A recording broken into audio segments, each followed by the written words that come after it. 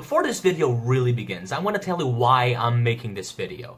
So, as I get more and more friends watching the show, the title of this video, the question, it's something that pops up from time to time, unless you don't care, you're not paying attention. But yeah, and I'm just, at this point, I'm tired of just repeating myself again and again and again and again and again, and just writing these long replies, and because of that, I'm just gonna making this video, and so I can just redirect them here, right? And so can you, unless you are the friend that got sent the link. If that's the case, don't look at the comment section. Don't look at the recommended videos. Just don't. I don't think you should even be here, okay? But because of that, I'll give you a warning. I'm gonna mostly talk about season 1 stuff, but eventually I will switch to season 2 stuff. I'll warn you, and I'll also talk about some manga stuff. I'll give you warnings every time I'm gonna switch to something that you might not have watched.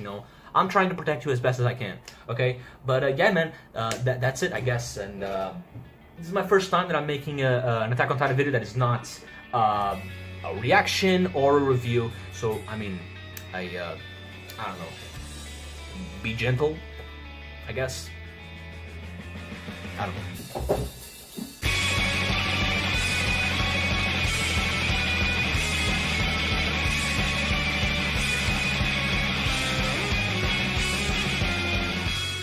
So, we all saw how the 57th expedition went and how they tried to capture the female Titan.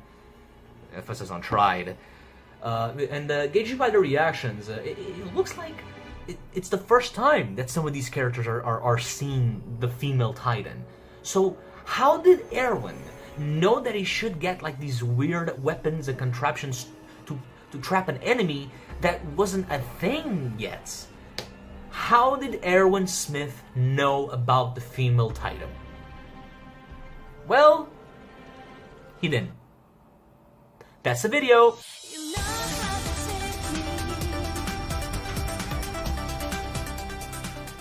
With the fall of Shingishina came two very different looking Titans, the Colossal Titan and the Armored Titan. They attacked very specific places, the gates, which are much weaker than the actual walls, potentially showing that they had some intelligence. And that this intelligence is pretty much confirmed in the Tross arc, where Eren sees the Colossal Titan going out of its way to destroy the cannons up top the wall. Another thing we discover in the Tross arc is that there are people that can turn into Titans.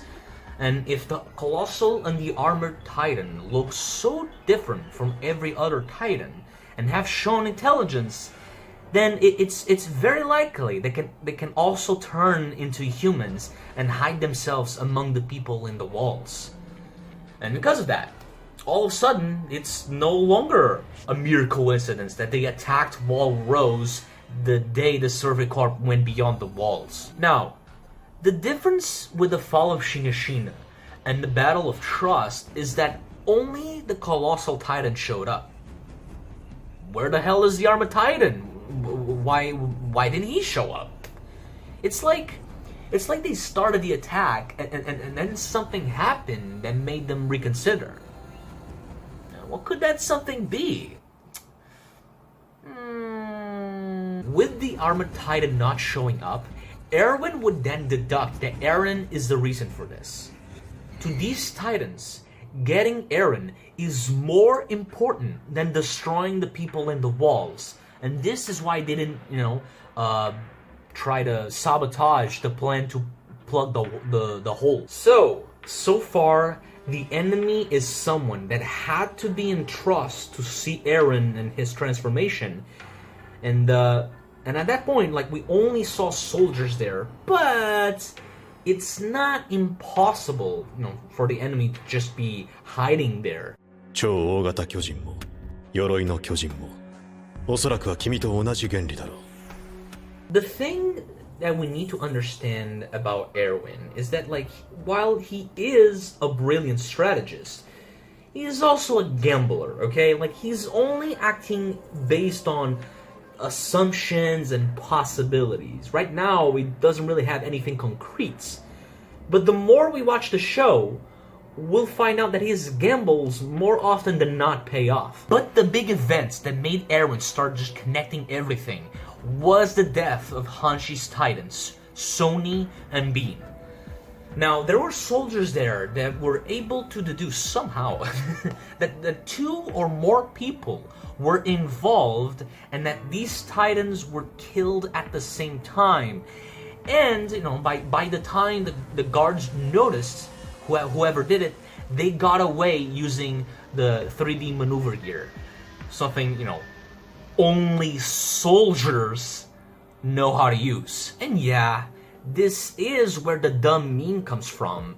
But Erwin didn't just ask Eren these weird questions. He did this with a lot of the Survey Corps members. And depending on the answer that he would get, he would know if he could trust them or not.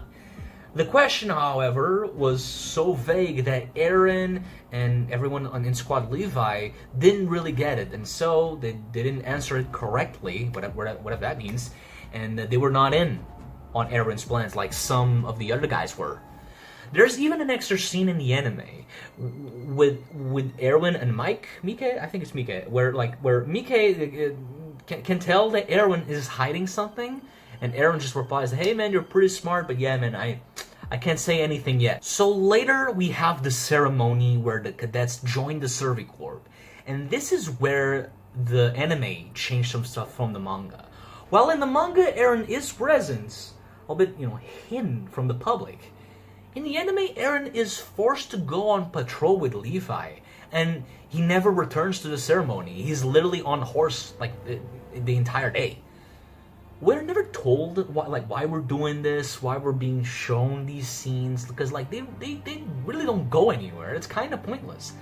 I think it's likely that these scenes exist to make the next points even more clear, and it's the fact that Erwin is using the ceremony to start narrowing down the suspects.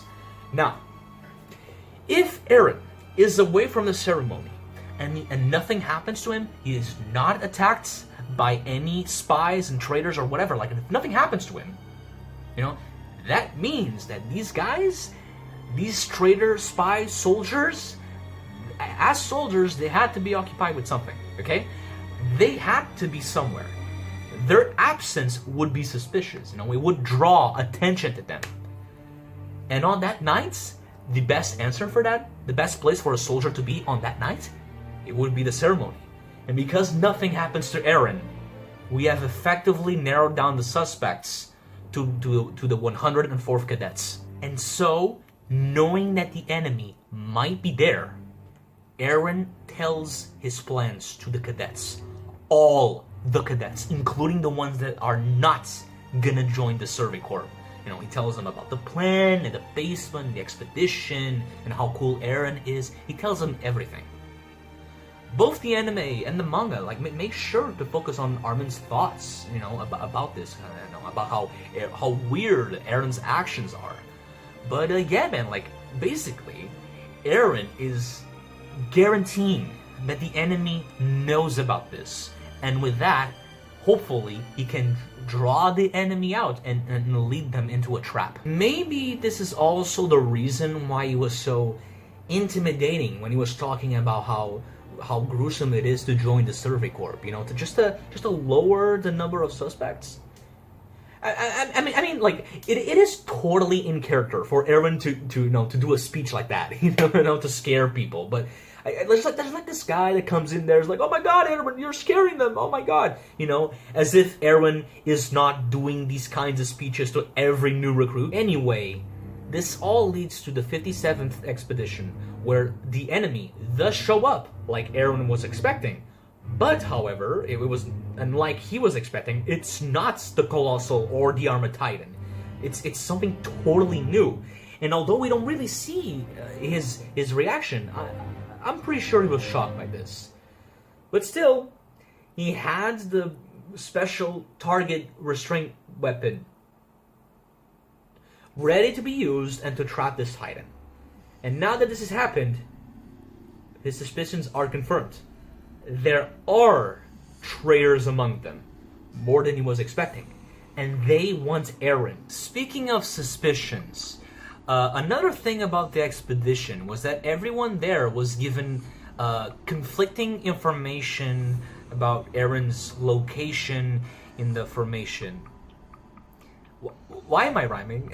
But yeah, some people thought it was up, down, left, right flanks. It's just confusing.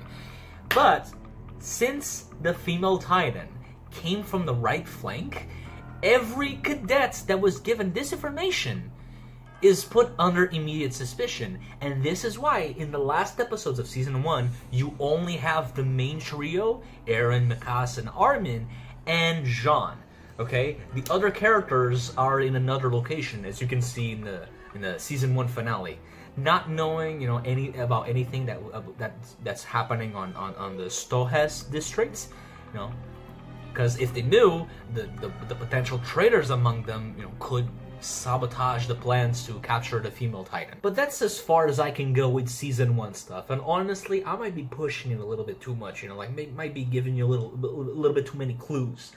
But yeah, man, if you only watch that, it's time to get out of your bed, get out of your bed, whoa, yeah, and I'll press the space bar, alright? Just stop this video. If you're on your phone, you probably just immediately clicked on the thing. But yeah, let's talk about Season 2 stuff. So, in Season 2, we have a scene with Reiner where he talks about how strange this whole situation is. Like how strange it is that they are in that place, super secluded, far away from nowhere, and they are forced to be dressed as civilians. They can't even train, they can't do anything, they're forced to sit around and do nothing.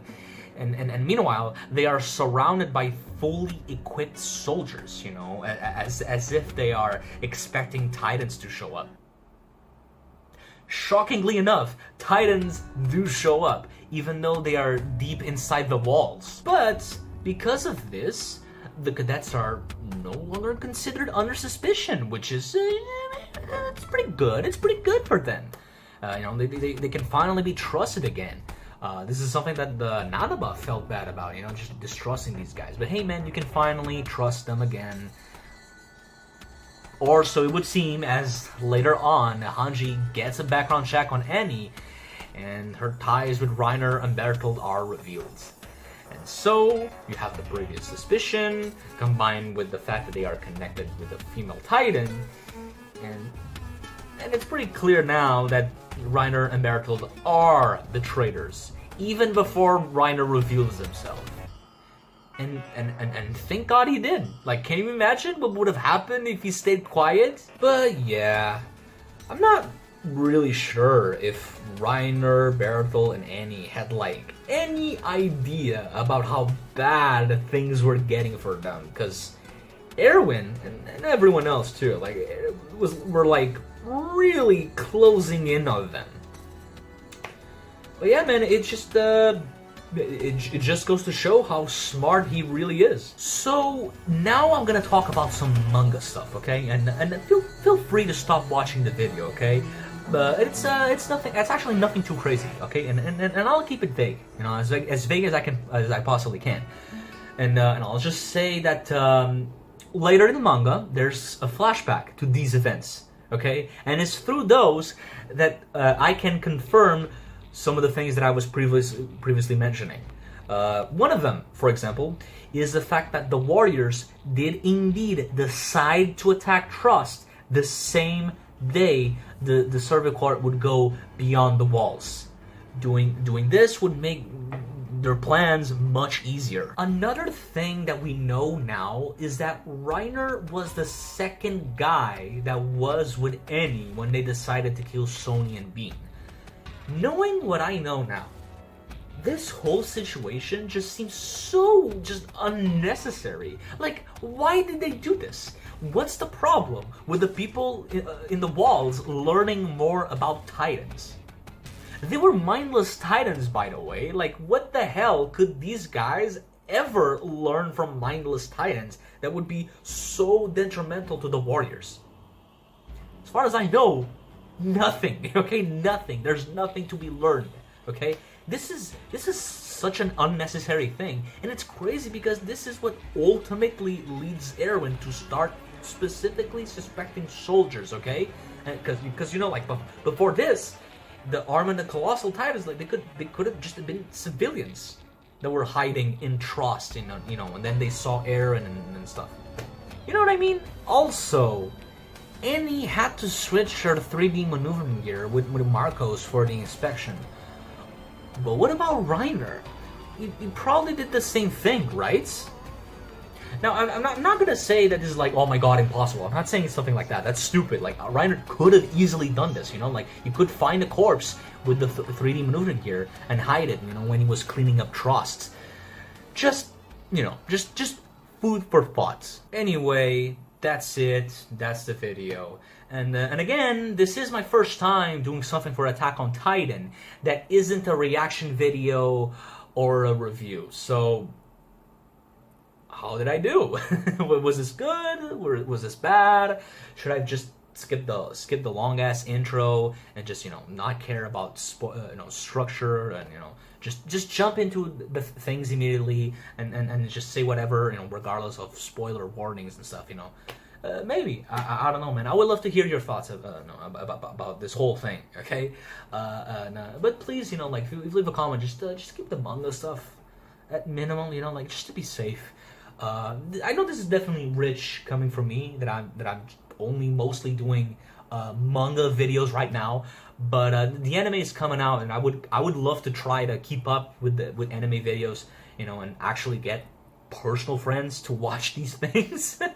Because right now it's, I don't know, they can't watch my videos. So yeah, I would love to to try to keep that going. So maybe just be careful there. If I see a comment that's too crazy, I'll probably delete it. I don't know, man. We'll see, man, and we'll see how, if I can even make those videos, and if I don't spoil them. I don't know. It's gonna be hard, but we'll cross that bridge when we get to it. Is that the same? It's something like that. But yeah, again, comment the video, and then you have the other YouTube stuff. Like the video and subscribe and ding dong. What the fuck the name of the thing is? I don't fucking know. Okay, is that even like an important feature? I have no idea. Like I have no idea how that works. But yeah, man. I don't have any funny bits. No funny memes here. I'm sorry, I just don't know. So I'll see you later. Bye.